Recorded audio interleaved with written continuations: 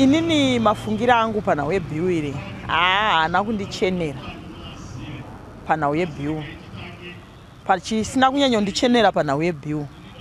First one yekunzi president vanofana kuwedzerwa makore from 5 years to 7 years. Azvibuda hapana chinokuti munhu wambotadza kuita pa 5 years ozochigona pa 7 years. Imwe yandakaverengawo yandakanzwisisa yekunzi women's quota iri kuda kubiswa muparliament, which means hurumende yedu haisi kukoshesa isusu madzimai. Tinomiririrwa nani madzimai? Iyo yakandibata zvakanyanya kudarika dzisi. Kuti saka alright kana makuti makubisa women's quota muparliament, isusu madzimai tisiri muparliament tinomiririrwa nani muparliament? Yechi3 yo yekunzi masenator anofana kuwedzerwa oiswa mamwe 10 pa 88 anga aripo. Andione chichawedzererwa masenator because nzvimbo yemasenator zviri nani itorwe newomen's quota pane kuti towedzera zvinhu zviripo kudhara tichibvisa zvimwe zvinhu zvinobatsira vamwe vanhu. Asi parliament yanga yauya kuno kuEpworth kuzoda kuedza kubvunzira kuti vanhu vanotenderana nazvo here zvekuvandudzwa kwema-presidential term limits uye nekuchinjwa kwemavhotero nemasarudziro anoita vatungamiriri vevanhu. So zvataona ndezvekuti process yachona haina kujeka, yanga isiri inclusive, yanga yakarekera kubato rimwe chete rivova iro riri bato rinotonga. Vanhu vanga vachisarudzwa vachitargetwa based nekuti vanozikanwa nekuita mabasa api mucommunity. So zvinoreva ndezvekuti mavoices evanhu chaiwo chaiwo vangangova vazhinji vacho vanopokana nethis process vanga vachirambidzwa kushayiswa mukana wekuti kubvunzira kwachona kunge kuchizadzikiswa. So zvikureva ndezvekuti vamwe vawanikwa vachichisidzirwa, myself included, vamwe vashayiswawo mukana, and maviews anga aripo anga achinyanya kurerekera kudeve rimwe chete. Mahearings edu ari kufambira mberi, but challenge yatinayo ndekuti pane a lot of intimidation iri kuitika pakusumudzwa kwevanhu vakagara mutende kuti vataure. Pane a lot of choreography yaitika yekuti vanhu vagariswa zviri strategic, vari kusapota bill vagariswa kumberi ende vakawanda, vamobilizwa zvakanyanya ende vari kungotaura. Ari kufamba chair nevanhu vakabata mamics, maroving mics aya ari kupuwa vanhu vaselectwa because tiri vanhu vanozivana sevagari. Timu iri kutambidza mamic itimu iri kuratidza kuti yaselectwa ende totoziva kuti uyu ndinhingi ane position ipi mubato rakati. Zvinova zvinhu zviri kuita kuti tisawane a fair representation yema-ideas nema-views evanhu, nemhaka yekuti vari kusarudza vanhu vavanoziva, vavatuma, vari kutaura zvinoenderana nezvavari kuda. Saka uri kuona kuti pari kuita separi kuti vanhu vazhinji vari kuti hongu, but vanhu vanoti kwete varipowo zvakare. Saka havasi kupuwa mukana. Ini ndiri mumwe wevanhu vapuwa mukana kuti nditaure nekuti ndatonozvisima mukati mevanhu vari kuti hongu, asi ini ndiri kuti kwete. Nemhaka yei? Nemhaka yekuti ukatarisa pabill redu iri rikunzi amendment bill number 3 riri kuita kuti madzishe pamwe chete nevashandi vehurumende vange vachikwanisa kutora rutivi, zvinova zvinokanganisa ugaro hwevanhu munyika yese tenderere. Nemhaka yekuti mugari anofanira kusununguka uye zvidiso zvemwoyo wake in terms yematongerwo enyika zvofanira kunge zviri sarudzo yake isina kumbunyikidzwa, isina chimwe chaibata, nekuti akashaya pekugara chishevati hawane pekugara zvinozodii? Kana ukaenda kunosevhwa nemushandi wehurumende ari kuziva political affiliation yako ichiopoza yake, hatina mukana wekuti civil service ive free ende igobatsira vanhu zvakaenzana. Izvozvo ndizvo zvatiri kuramba. Zvakare chechitatu, ini chandanyanyotaura ndechekuti hwaro hwechimurenga hwaitiwo one man one vote. Saka we are actually reversing the gains of the liberation struggle. Zvinova zvinhu zviri kutirwadza sevagari vemuZimbabwe kuti aiwa isusu tiri over 15 million, hatingagone kuti isusu tisasarenda our will to select the president of our choice. Toita sarenda mumaoko mevanhu vashoma-shoma, vanhu vashoma-shoma vacho. And you can actually see what happened in parliament, kuti it was the will of the power kuti rigone kubvisa vamwe nekusiya vamwe.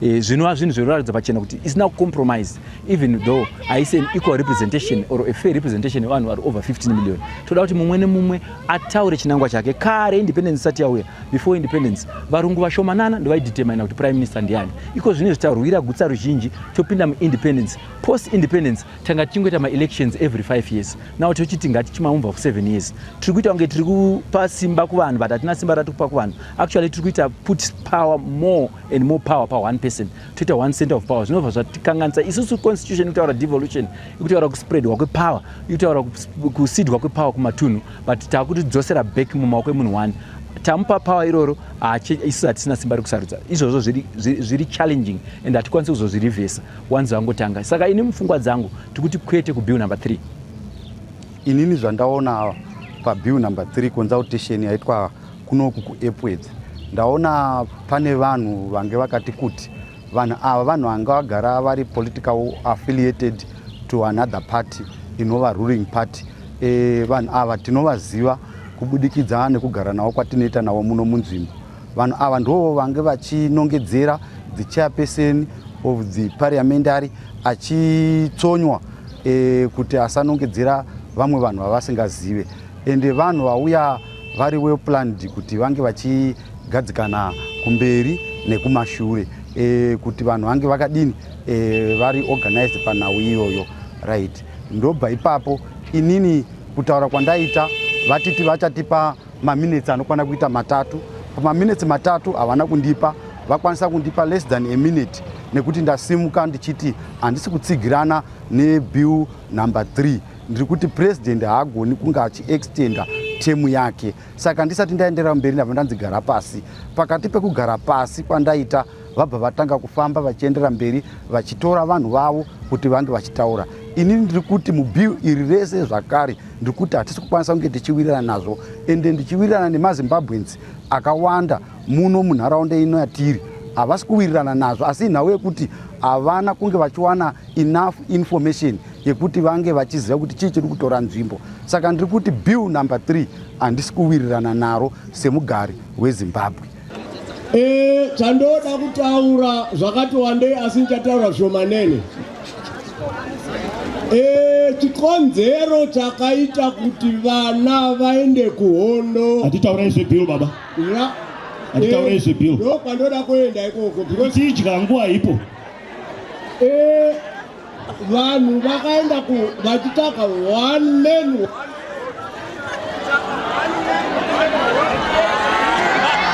Oh, hello.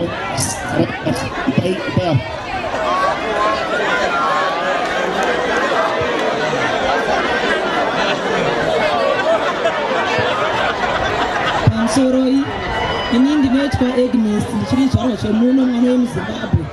Inini bill ndikuritsigirira nekuti mabasa ari kuitwa napresident ari kuoneka, tabhablas irimo, vana vari kuenda kumabasa. Saka ndinoitsigira nekuti ma-MP atinenge tavhotera aya haazonyatsokwanisa kuzonyatsogadzira nzvimbo nedevelopment nekuda kwenguva.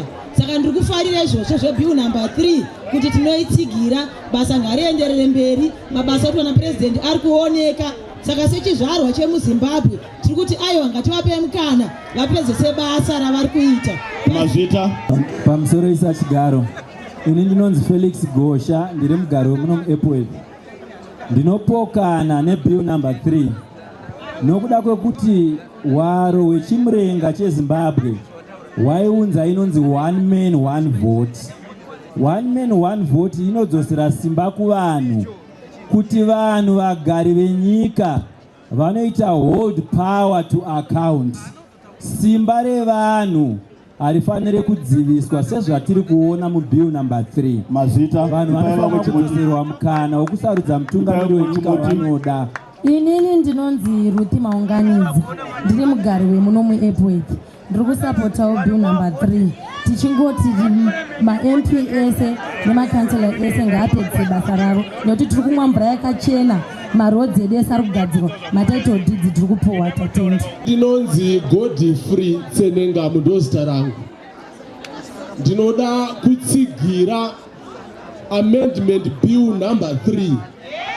Reason hombe iri kuita kuti nditsigire amendment bill number 3 ndeyekuti section 97 yeconstitution inopa simba kuparliament, both senate nehouse of assembly, kuimpeacha president. Saka kana parliament ichigona kuimpeacha president, ndiyo inofanira kunge iine simba yekusarudza that same president, because ndiyo inenge iine ma-expectations ebasa raanofanirwa kutakura. Kana akundika inenge ine simba rekumubvisa. Asi kana asarudzwa neruzhinji rwevanhu, ivo vashoma vazomubvisa, panenge paine kupesana ipapo. Saka nekuda kwaizvozvo ndiri kutsigira amendment bill number 3, especially clause yekuti president ngaasarudzwe neparliament mazvita. Ndinoitwa Bishop Kevin Nyamakanda, the founding director of Zimbabwe Council of Churches for Justice and Protection, and also the presiding bishop of a Zimbabwe Intercessors Movement. Bill number 3 chiprofita chenyika yeZimbabwe. Nekuti number 3 yacho inongomirira resurrection, inomirira rumutsiridzo, kureva kuti pane kumutsiridzwa kuda kuitwa nyika yeZimbabwe. Ndinotsigira zvakanyanya bill number 3. Nditeerere cycle election number 7 inongomirira divine order, perfection and completeness. Katarisa tiri kubva pa number 5 inomira grace and unfinished processes. Takupinda pa number 7 kureva kuti development yanga yakabatwa kumashure yakutanga kupfurira kumberi. Uri kuona kuti tikati president wedu ngaavhoterwe nemaparliamentarians, nekuti maparliamentarians anenge avhoterwa nesu vanhu. Saka tisu tinova pabasa kuti basa ratakakupai endai munovhotera president.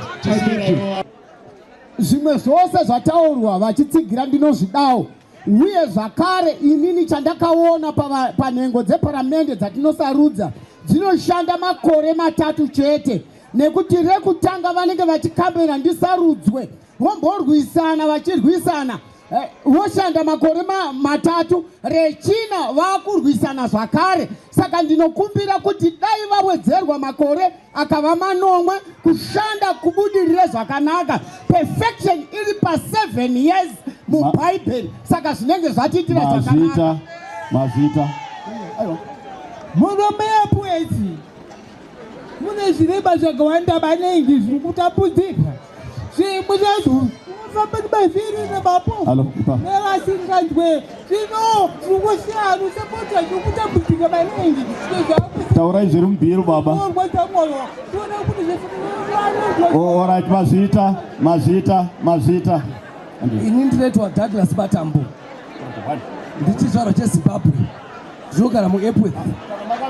Ndinotsigira amendment bill number 3 nezvikonzero zvandinoda kutaura ndichiti, chekutanga life cycle election from 5 years to 7 years inopa stability, development neaccountability.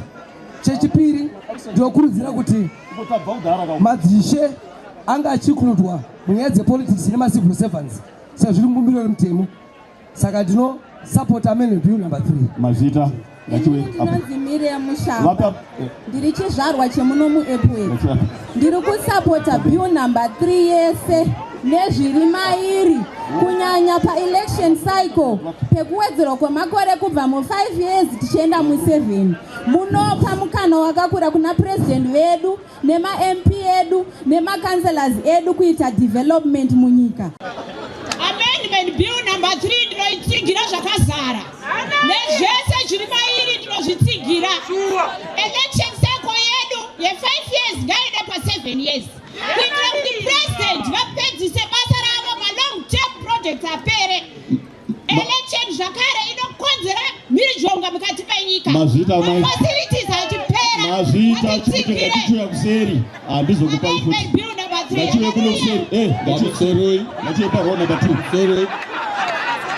Pamusoro ndinoitwa Sebastian Dondo, ndakamirira Gatekeepers Prayer Movement. I'm in support of, I'm here today in full support of bill number 3. This amendment is necessary for the nation stability, community development. When leaders get more stable policies, remains predictable, business does not grow in uncertainty. Stable leadership brings stable policies. Stable policies attracts investments. Investments create jobs for our people. Ndatenda.